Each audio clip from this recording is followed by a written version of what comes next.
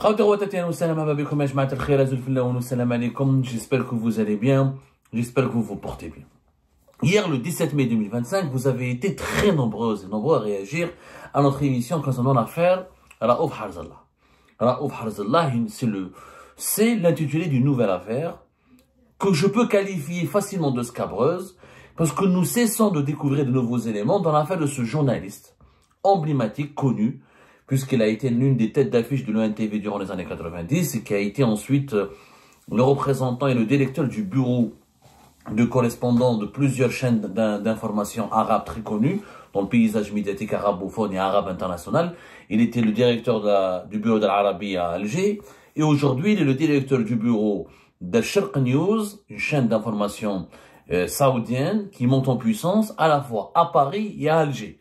Et il est accrédité en tant que chef de bureau de la chaîne Sharq News en Algérie comme en France. En Algérie, en France, il n'a jamais eu de problème. Il se trouve que ce que nous avons raconté hier a beaucoup ému nos compatriotes, a beaucoup fait réagir. Donc, Raouf Harzallah a raconté dans un message qui a été diffusé la veille, le 16 mai 2025, comment il s'est retrouvé en Algérie au cœur d'une véritable mésaventure rocambolesque où il fait l'objet d'une interdiction de sortie du territoire national et il a passé plus d'un mois, il a séjourné plus d'un mois sur le territoire national en Algérie, dans son pays natal, pour essayer de comprendre qu'est-ce qu'il a fait, qu'est-ce qu'on lui reproche et qui a émis à son encontre une interdiction de sortie du territoire national. Ensuite, il a fini par être dégoûté, ni la justice, ni les services secrets, ni les services de sécurité, ni les gendarmes, ni la police, ni la présidente de la République n'ont voulu lui délivrer une réponse, n'ont voulu lui dire la vérité et il a fini par fuir illégalement le pays, illicitement le pays, en utilisant son passeport canadien pour rejoindre la France et pour retrouver son lieu de travail puisqu'il assure la direction du bureau de Sharq News en Algérie, en France, à Paris plus exactement. L'affaire Harzallah, elle est extrêmement compliquée, mais à la fois extrêmement extraordinaire et je veux dire extrêmement grave. Je vais vous faire écouter un petit passage, parce que nous avons décidé de mener une enquête, comme vous avez été très nombreux et nombreux à nous poser des questions sur cette affaire-là, pour comprendre ses tenants et ses aboutissants. On a fait notre travail d'investigation, on a fait une enquête. Mais avant de vous révéler ce qu'on a découvert, regardez d'abord ce petit passage qui suffit à lui seul de jeter le trouble et de soulever des interrogations et des questions réelles sur la souveraineté de l'État algérien et sur l'honnêteté ou sur les connexions très sulfureuses ou extrêmement douteuses entretenues par les hautes sphères du régime actuel avec des personnalités étrangères. Écoutez bien d'abord.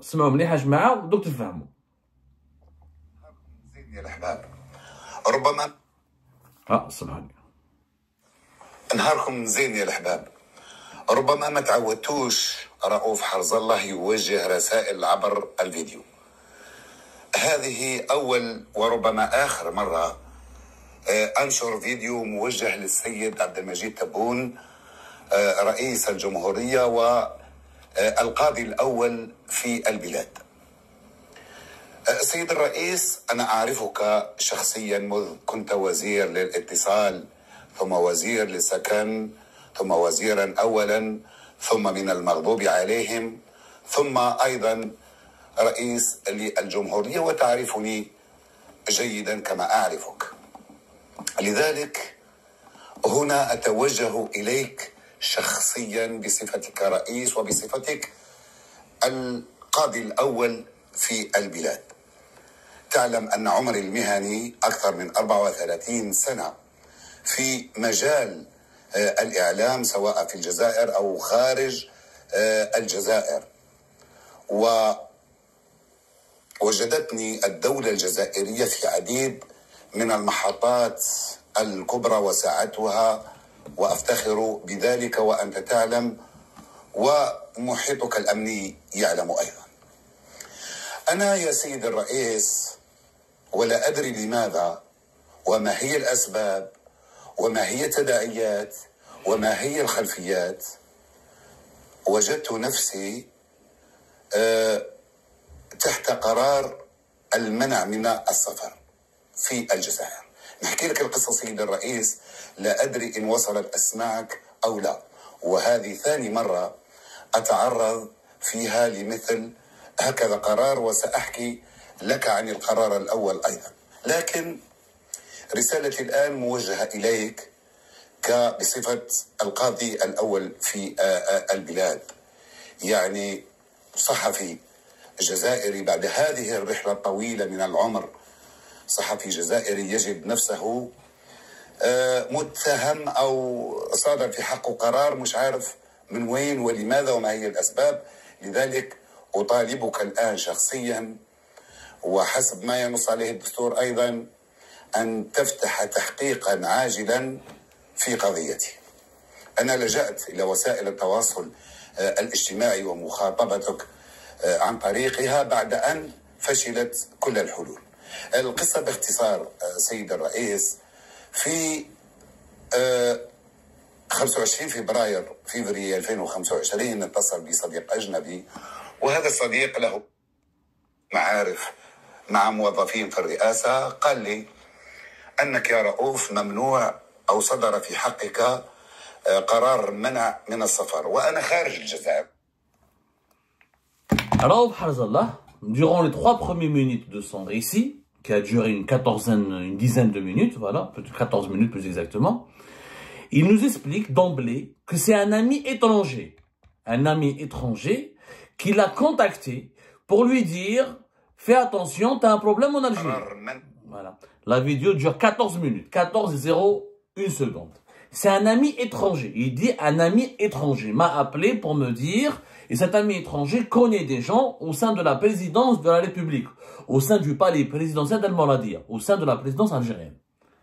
Un ami étranger, ça veut dire qu'il a la nationalité étrangère, ça veut dire que c'est un ressortissant étranger, ce n'est pas un Algérien, qui informe un Algérien, Harzallah Raouf est un Algérien, à la place de la justice algérienne, à la place des autorités algériennes, à la place des services de sécurité algériens, qu'il a un problème d'ordre juridique en Algérie. Il est informé avant même ce ressortissant algérien qui est Raouf Harzallah. Nous avons mené l'enquête, nous avons vu comprendre qu'est-ce qui s'est passé. Comment se fait-il que Raouf Harzallah a un problème en Algérie alors qu'il n'est ni opposant, ni un élément classé subversif, ni un engagé politiquement contre le régime algérien, ni auteur de publications ou de vidéos qui déstabilisent ou qui critiquent, où il n'a jamais adopté la moindre position critique, frontalement critique contre les autorités algériennes. Il est pratiquement absent du débat algéro-algérien. Il s'occupe de l'actualité internationale. Il dirige le bureau à Paris, à Alger, d'une chaîne d'information internationale saoudienne qui s'appelle Al-Sharqa News. Il s'exprime extrêmement rarement sur les questions d'actualité algérienne. En fait, nous avons découvert des éléments troublants. D'abord, cet étranger qui a informé M. Raouf Harzallah qu'il a un problème en Algérie avec les autorités de son propre pays, c'est un ressortissant canadien. C'est un Canadien. C'est pas un Algéro-Canadien. C'est un Canadien qui a informé, un Canadien pur souche, qui a informé M. Raouf Harzallah qu'il a un problème avec les autorités de son propre pays. Raouf Harzallah connaît ce Canadien parce que Raouf Harzallah est un Algéro-Canadien. Il a vécu au Canada, il a immigré au Canada comme plusieurs milliers d'Algériennes et d'Algériens. Il a obtenu la nationalité canadienne selon nos investigations depuis 2013-2014. Donc il est titulaire de la nationalité canadienne. Donc c'est un Canadien. C'est un Canadien pur souche qui n'est pas Algéro-Canadien. Il appelle un Algérien d'abord, parce que Raouf Harzallah, avant de devenir Canadien en 2014-2013, il était durant toute sa vie Algérien. Et donc il appelle, Raouf Harzallah est une personnalité médiatique algérienne. C'est une médiatique, elle est même une personnalité emblématique du paysage médiatique. Dans la presse arabophone et parmi les anciens de l'ENTV et dans le milieu médiatique et dans les milieux médiatiques algériens, Raouf Harzallah c'est un nom. تحبه ولا ما تحبوش يتكرهه ولا ما تكرهوش Raouf Harzallah معروف يعني il a une autorité. Ce Canadien, c'est lui qui appelle Raouf Harzallah et lui dit écoute, je me suis informé des personnes au sein de la présidence de la République m'ont informé qu'on t'a émis à ton encontre une interdiction de sortie du territoire national. Fais attention quand tu vas rentrer en Algérie. Alors Harzallah n'a pas cru. Il le dit lui-même, il n'a pas cru. Comment un Canadien pourrait savoir à ma place que j'ai un problème, que j'ai une ISTN, alors comment on m'a rien notifié, on m'a jamais convoqué, on m'a jamais appelé, on m'a jamais interrogé, on m'a jamais posé la moindre question. En réalité, ce Canadien existe bel et bien. C'est un véritable étranger, un Canadien, qui a des connexions au sein de la présidence algérienne.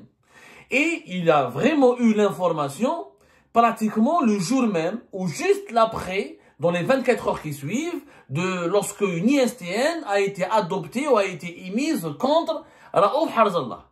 Maintenant, comment cet étranger a été informé? Il a été informé par quelqu'un au sein de la présidence algérienne.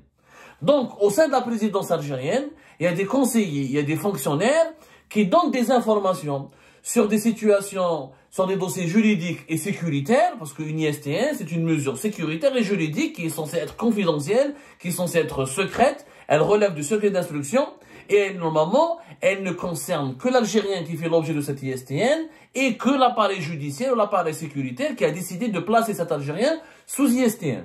Donc, un conseiller à la présidence, ou un fonctionnaire à la présidence, parce qu'à la présidence, il y a des conseillers, il y a des fonctionnaires, il y a des personnes qui n'en sont pas conseillers. C'est des agents de la présidence, et ça peut être des fonctionnaires, des services de sécurité, dans l'appareil administratif de la présidence, dans l'appareil sécuritaire, dans l'appareil bureaucratique et protocolaire. En tout cas, la présidence, c'est beaucoup de monde en Algérie. C'est pas que les conseillers.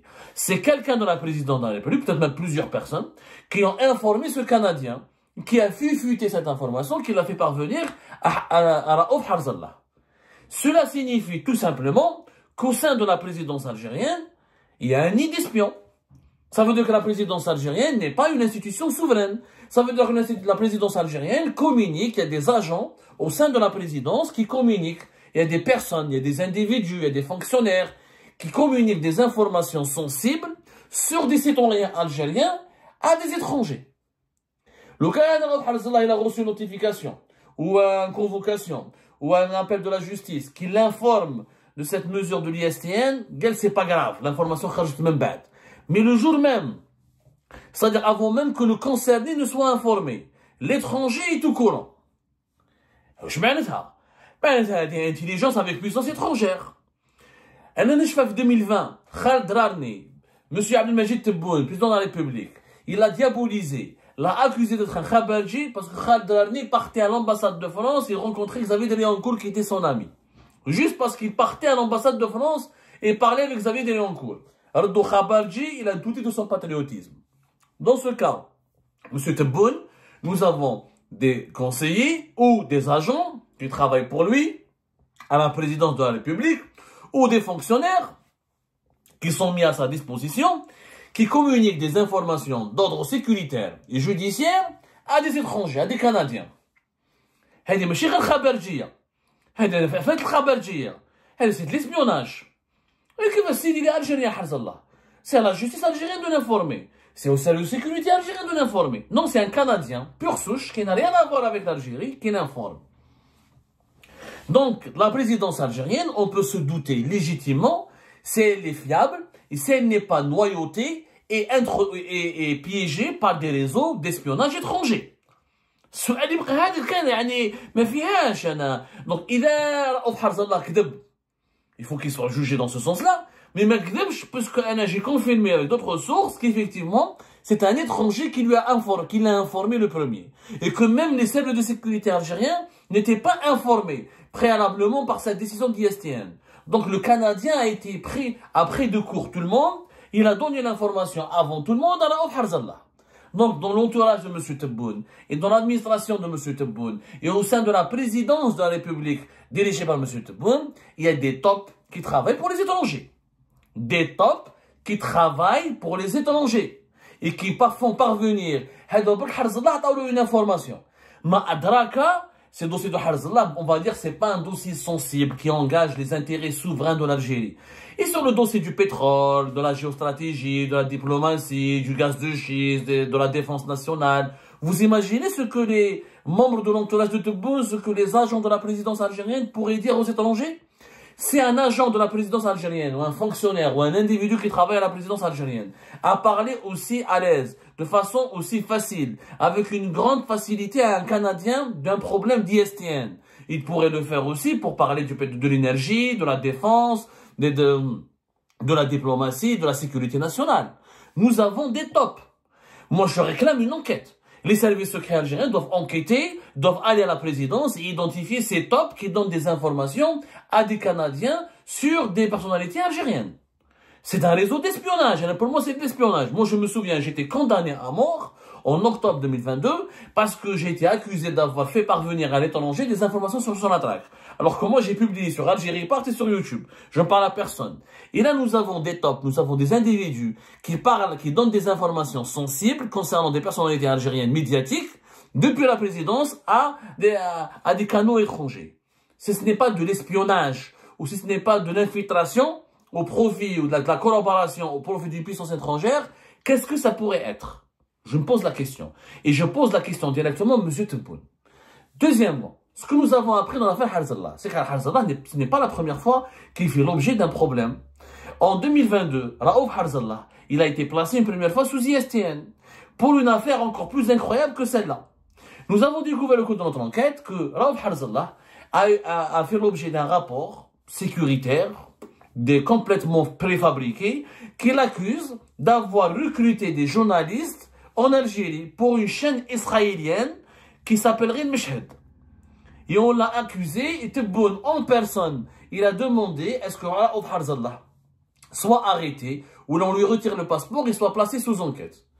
Quand les services de sécurité algériens ont fait une enquête, ils ont découvert que le Meshhed c'est une chaîne émirati, n'a rien à voir avec les Israéliens, qu'elle a déjà un correspondant en Algérie qui a été accrédité et qui a participé à la couverture du sommet des chefs d'État de la Ligue arabe qui est organisé en novembre 2022 à Alger. Et Harzallah n'a rien avec les Israéliens, ni avec une chaîne israélienne, ni avec cette histoire.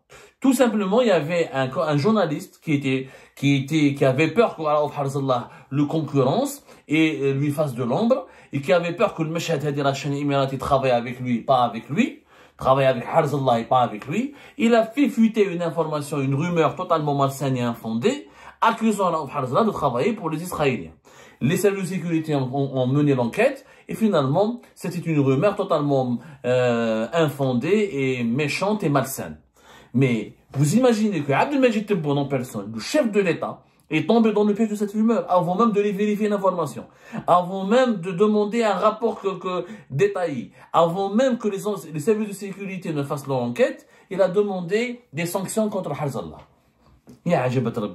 Quand un président de la République fait ça, c'est qu'il y a un problème. C'est que son entourage est en train de le manipuler. C'est qu'on est en train de l'induire en erreur.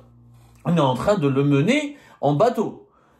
Comment peut-on imaginer qu'une chaîne israélienne puisse introduire et puisse être présente en Algérie de façon aussi facile qu'elle puisse recruter des journalistes algériens? Ça n'a ni queue ni tête.